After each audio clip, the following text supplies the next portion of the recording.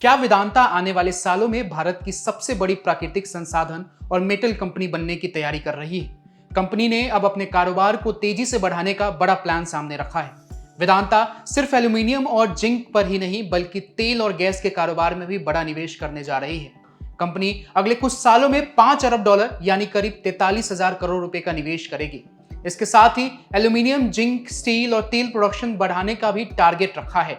Company के chairman Anil Agarwal का कहना है कि आने वाले समय में वेदांता की हर अलग कंपनी $100 अरब की बनने की क्षमता रखती है।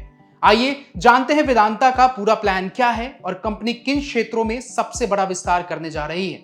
वेदांता ने आने वाले सालों के लिए अपने कारोबार को तेजी से बढ़ाने की बड़ी योजना का ऐलान किया है। कंपनी मेटल, माइनिंग, तेल, गैस और स्टील जैसे कई कारोबार में प्रोडक्शन क्षमता बढ़ाने जा रही है। इसके साथ ही कंपनी अगले 3 से 5 साल में तेल और गैस कारोबार में $5 अरब यानी करीब 43,000 करोड़ रुपए का निवेश करेगी। कंपनी की सालाना आम बैठक यानी एजीएम में चेयरमैन अनिल अग्रवाल ने कहा कि वेदांता ऑयल एंड गैस में अगले 3 से 5 साल के दौरान $5 अरब का निवेश किया जाएगा। कंपनी का लक्ष्य हर दिन 5 लाख बैरल तेल का उत्पादन करना है। इससे देश में ऊर्जा की बढ़ती जरूरत को पूरा करने में मदद मिल सकती है। वेदांता ने जिंक और लेड कारोबार के लिए भी बड़ा लक्ष्य तय किया है।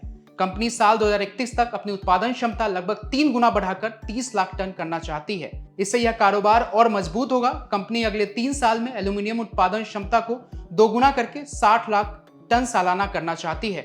वहीं आयरन और स्टील कारोबार में भी बड़ा विस्तार होगा। अभी कंपनी की क्षमता 40 लाख टन है, जिसे बढ़ाकर 1.5 करोड़ टन सालाना करने का लक्ष्य रखा गया है। वेदांता का कहना है कि भारत में मेटल और प्राकृतिक संसाधनों की मांग लगातार बढ़ रही है। इसी को देखते हुए कंपनी उत्पादन बढ़ाने की तैयारी कर रही है। साथ ही वह दुनिया के बाजार में भी अपनी पकड़ मजबूत करना चाहती है। हाल ही में वेदांता के 4 अलग अलग कारोबार शेयर बाजार में लिस्ट हुए हैं। इनमें Vedanta aluminium metal, Vedanta oil and gas, Vedanta power और वेदांता आयरन स्टील शामिल है। कंपनी का मानना है कि अलग अलग कारोबार बनने से हर कंपनी अपने क्षेत्र में तेजी से आगे बढ़ सकेगी।